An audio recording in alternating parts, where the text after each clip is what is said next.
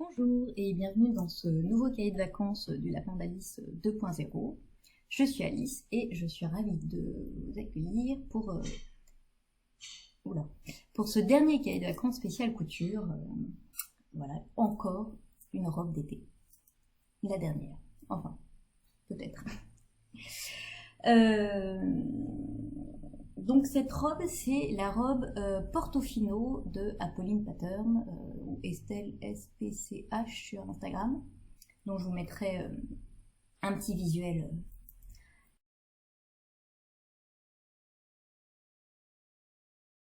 Maintenant, c'est un patron PDF, qui est une robe qui est sortie l'été dernier, je crois. J'avais repéré en octobre, j'avais bien aimé, et puis là on l'a revu un petit peu, et voilà, j'avais envie de me la faire, et je l'ai vue dans, enfin voilà, je l'imaginais bien dans ce tissu Luzibi de Liz Taylor à nouveau, que je m'étais acheté au Knit à Lyon, et j'avais acheté en plus les petits boutons pour aller avec. Enfin, je l'ai acheté après parce que les boutons sont sortis après, je crois, ouais. Donc voilà, je me suis lancée, j'imprime le patron, tout correspond à peu près. Et alors il y a les explications écrites et il y a aussi un pas à pas, un tuto YouTube. Et en fait les deux déjà ne correspondent pas.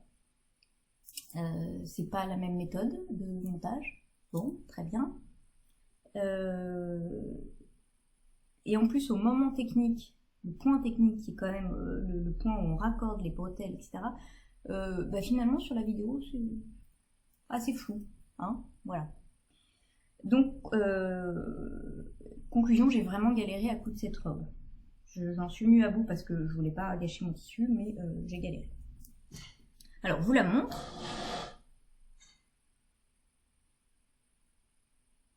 Donc ce qui est joli dans cette robe, c'est le haut avec les volants, quoi. Voilà, il y a un volant, les volants devant et les volants aux emmanchures. Et en fait, ce qui est difficile, c'est que à ce niveau-là, au niveau de la bretelle, vous voyez qu'on a, c'est très très étroit, et on doit venir coudre sans prendre les volants, les deux épaisseurs, puisque le devant est doublé, une partie de chaque volant, la bretelle, enfin c'est concrètement c'est quasi infaisable, quoi. Franchement, je me suis arraché les cheveux. C'est loin d'être nickel, ça me plaît pas des masses au niveau des finitions, du coup, hein, vous voyez. Mais c'est ce que j'ai fait de mieux. J'avais défait le truc 4 fois et j'arrivais pas à faire mieux. Je me suis dit à un moment, le mieux il est du bien, comme dirait l'autre. Et voilà. Et puis j'ai cherché donc sur son blog, j'ai cherché sur des tas d'autres blogs, etc. Et bon, j'ai pas trouvé grand monde qui en parlait. Voilà. Donc dans le dos, déjà, on voit dans le dos qu'il y a quand même là de l'épaisseur entre les deux épaisseurs du devant, enfin du dos et de la doublure, plus la bretelle, quoi.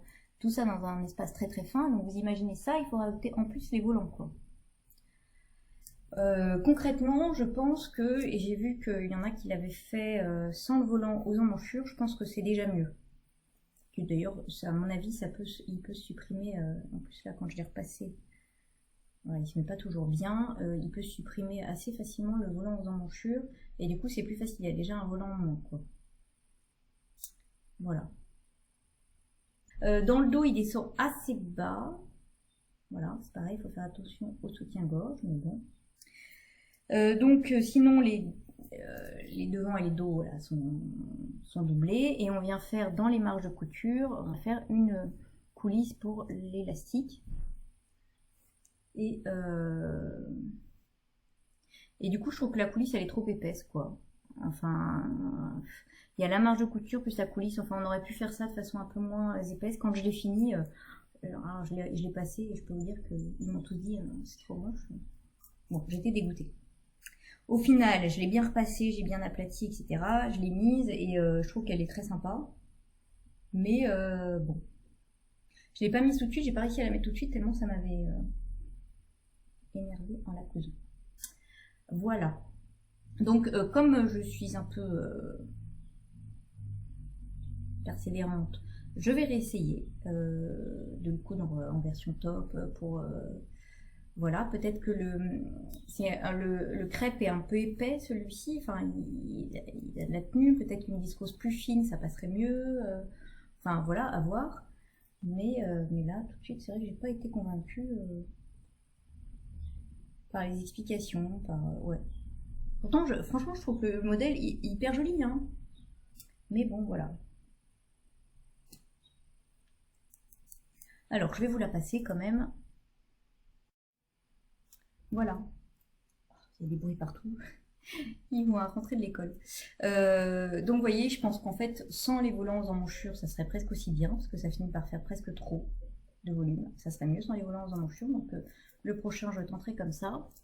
Mais sinon, il tombe bien. Il y a mon fils qui fait...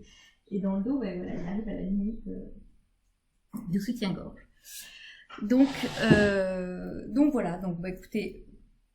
Alors je l'aime quand même, je l'ai quand même porté, et voilà, mais c'est vrai que bon, ça pêche un peu au niveau des explications, et je pense que ça serait mieux sans le volant aux emmanchures finalement. Voilà, mais par contre, très agréable à porter avec ce tissu, et je me contente de ma petite robe quand même. Voilà, c'est la réalisation qui a été un petit peu pénible. Voilà pour cette robe Portofino d'Apolline Pattern, et qui termine ses cahiers de vacances spécial couture, et ses cahiers de vacances d'ailleurs tout court de l'été 2019. Voilà, j'espère que ça vous a plu, que ce petit format vous a plu, et puis comme je vous le disais pour la partie tricot, on se retrouve bientôt pour un épisode classique couture et tricot, et en cours, et pour les projets d'automne, peut-être encore quelques projets d'été, parce que voilà, parce qu'il fait chaud, mais voilà, donc je vous remercie beaucoup de m'avoir suivi pour ces petits épisodes, et je vous dis à bientôt, et en attendant, bonne couture, au revoir.